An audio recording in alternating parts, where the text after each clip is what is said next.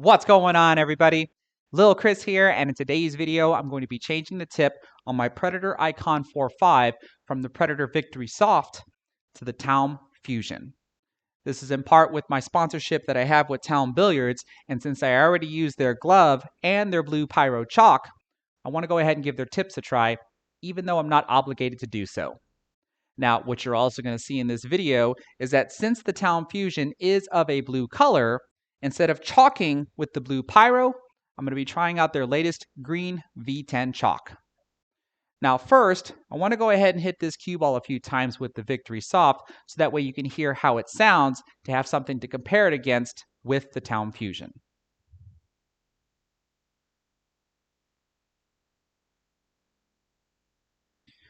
So I'm just going to hit this cue ball a few times, basically soft, medium, and hard.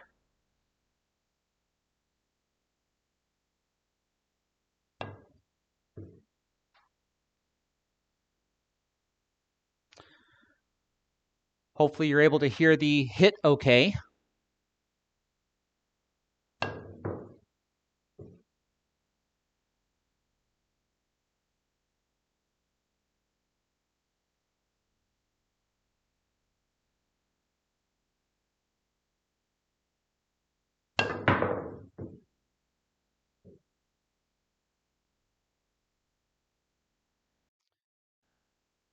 So hopefully the sound of the hit comes through okay for you to be able to compare it with.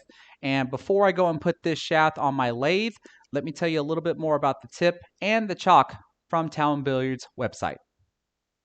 So here's the information on the Taom Fusion tip from their website. The cost is 19.90 euros, which roughly translates to $21.55, but that does not include taxes along with shipping and handling. Now, this is a multi-layer tip consisting of 7 layers of the best quality pigskin. But the only thing that really interests me, and the main reason why I want to try this tip out, is because the leather is hardened at the center to provide maximum power transmission, but then softer around the edges in order to maintain more control and feel. So I don't really know if you want to classify this as a soft tip or even a medium tip. Maybe pretty much say that it is a medium soft tip. Now, this does come in multiple sizes, going all the way down to 10 millimeters up to 14 millimeters, but you do have to know that if you don't get a 14 millimeter size, then you're actually only going to get 6 layers as opposed to the 7. And now here's the information on the V10 Chalk. The cost of a single piece is 16.2 euros, which translates to $17.54. And do remember, this does not include taxes along with shipping and handling. Now, you can buy these in bulks up to 9 pieces. And if you do buy the bulk of 9, then the cost is 117 euros or $126.69. Now, if you do the math between buying a single piece or a bulk of 9 actually reduces the cost of a single piece down to 13 euros or $14.07. Now, the only thing that's really going to interest me with this piece of chalk is the amount of residue that is left on the cue ball, which is little to none, just like with the blue pyro. But what really isn't mentioned here, but I will at least mention because this is what I've experienced with the blue pyro, is that I've been using that same piece going on 2 years now. So I would expect the V10 to last just as long, if not longer. So basically what I'm saying is if you have a couple of pieces of either the pyro or the V10 chalk, as long as you don't lose them, then you're not going to have to replace or buy new chalk for a very, very long time. So now that that's out of the way, let's go ahead and change the tip out. So now hopefully with this better camera angle than I've used before, you can actually see the tip, the red silencer pad, along with the white vault plate that comes on Revo shafts. And if you can remember from the last Revo that I did where I put a house soft tip on there, I don't want to cut off the red silencer pad. So I'm going to very carefully try to just cut off the tip.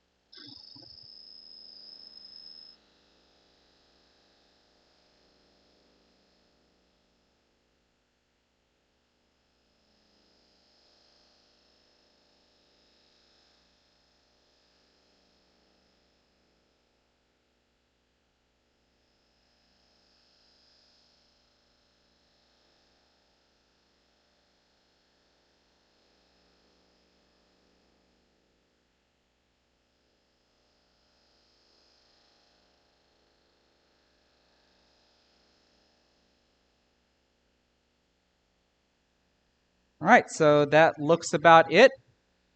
I'm going to go ahead and scuff up the top of the red silencer pad so that way it'll hold the glue better. So I've got 120 grit sandpaper here.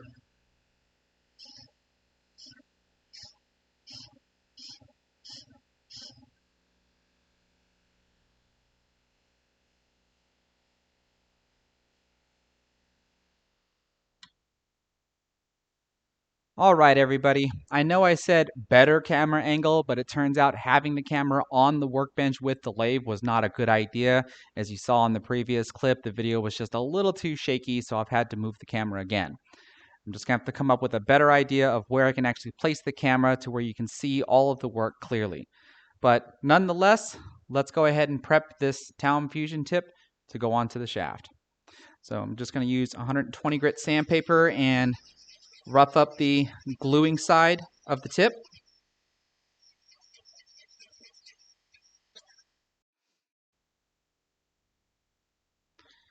And then using Loctite super glue, let's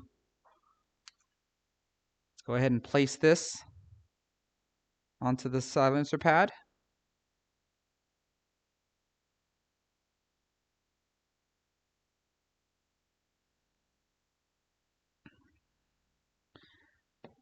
And then I have my centering tool here to hold the tip in place while the glue dries.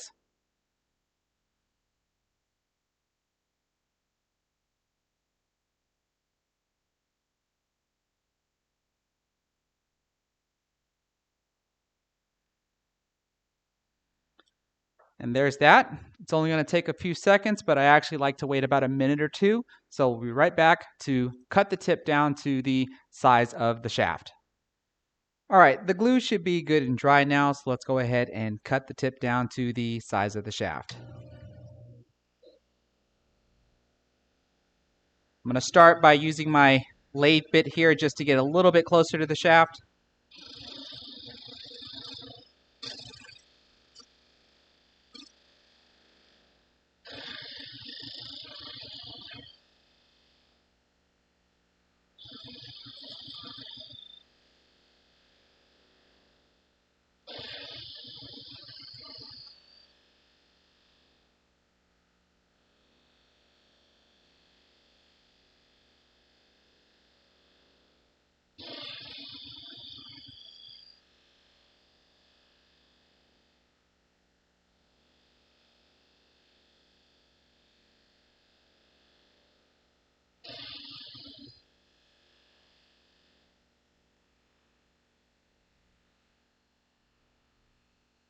And then using a razor blade, really try to flatten her out.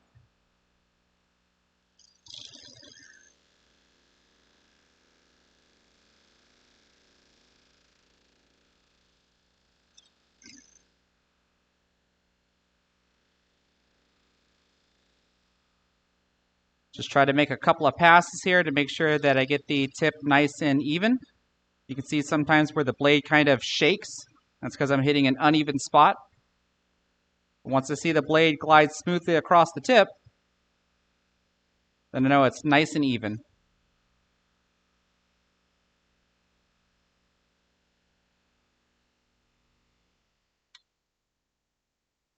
And then for the last couple of steps, let's go ahead and shape the tip up and then burnish it.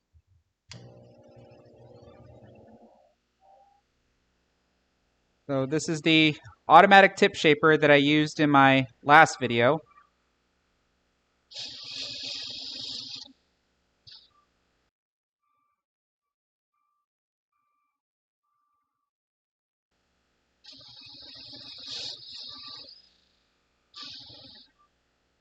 Just kind of do this a little at a time.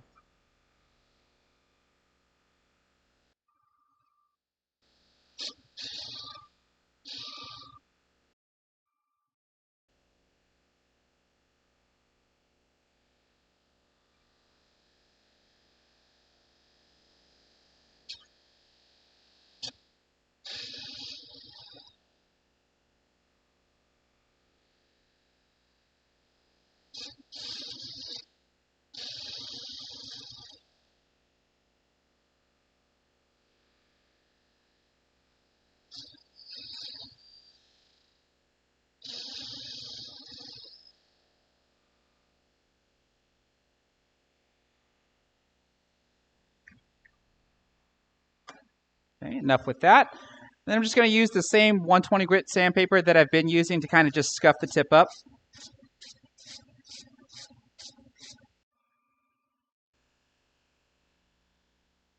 Apply this tip crystal polisher.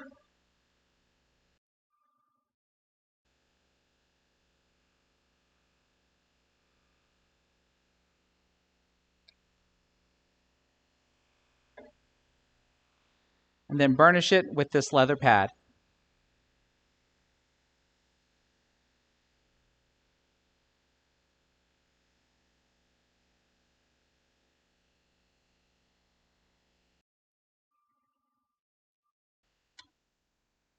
Okay, and while I have it on the lathe at this camera angle, let's go ahead and chalk it up for the first time.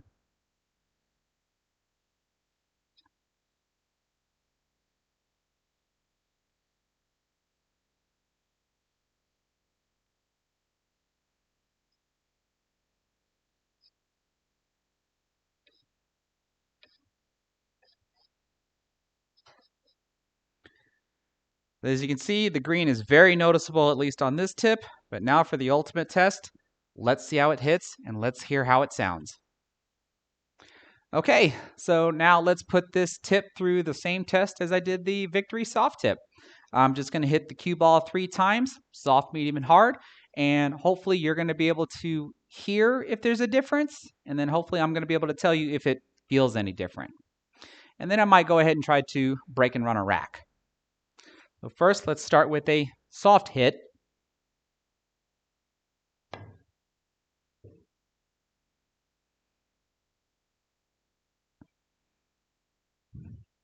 Here's medium.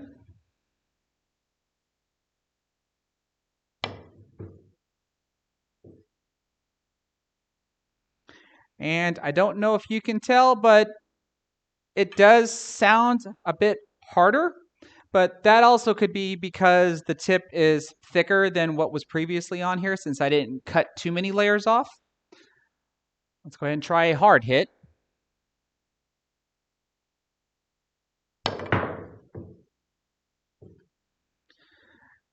Yeah, I would have to say that I think it hits a little bit harder than a soft tip, but I don't think it hits as hard as a medium tip. I think it actually does fall somewhere right there in the middle. But like I said, let's go ahead and try to break and run a rack with it. So I've set up a 9-ball rack. Let's see if I can break and run it, and let's see what kind of cue ball movement I can get with this tip.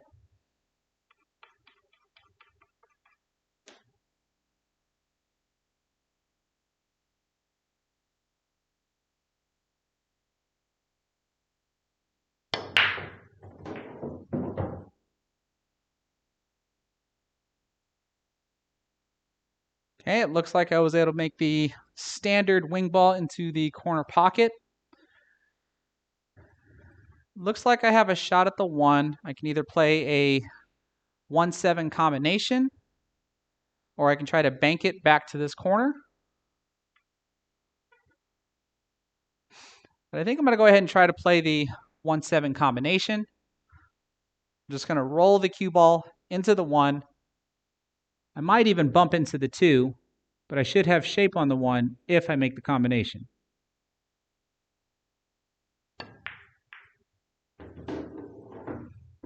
Okay, I was able to avoid the 2. Still have shape on the 1. Now with a rolling cue ball and some right spin, I'm going to come back towards the middle of the table for the 2 ball.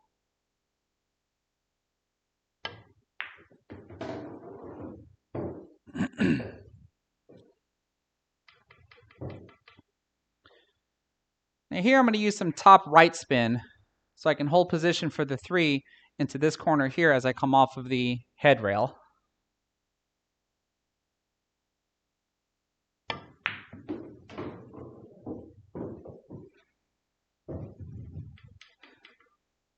Because that allows me to play a stop shot for the 5 ball.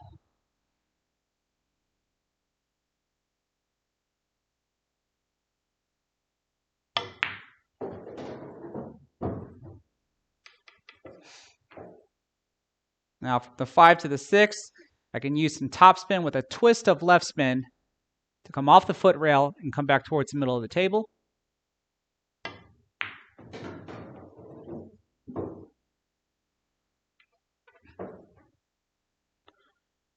Now I'm just going to roll the cue ball over to the side rail.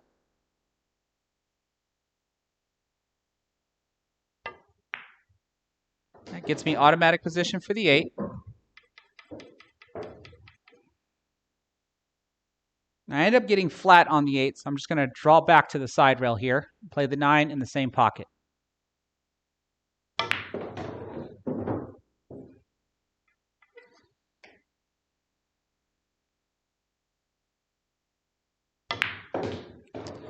Okay, well, I don't know if you could tell, but I could. Since I was actually shooting shots and maneuvering the cue ball, I could literally hear that the tip is a little bit harder than a soft tip, but I just can't really tell if it's as hard as a medium tip. I'm gonna have to do some experimenting and get one of my older cues that actually has a medium tip and do some sort of comparison. But what I can say is I like the way it feels. Do I prefer it more than a soft tip? I can't really say right now. I think I need to put more reps in on the table and we'll find out. But what I can say is when you look at this side-by-side comparison of the old tip versus the new tip, I can say that the new tip looks very aesthetically pleasing when you look at the white vault plate, the red silencer pad, the blue tip, and then the green chalk on top.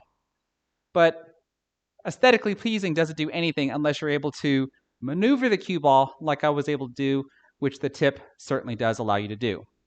And as far as the chalk is concerned, the cue ball is perfectly clean. Not a single residue is on the cue ball, which is what the Pyro and the V10 Chalk promises that they do. So at the very least, I can certainly recommend these products, especially if you're interested or you prefer to play with medium tips, or at least something that's a little bit softer than a medium tip. And then if you want to keep your hands clean, as well as the cue ball being clean, then I can certainly recommend the V10 Chalk. So that's pretty much going to wrap things up for today. So if you like what you saw, please give this video a thumbs up. Don't forget to subscribe, and then be sure to click the bell notification icon to be notified whenever I go live or publish a new video. Take care, everybody.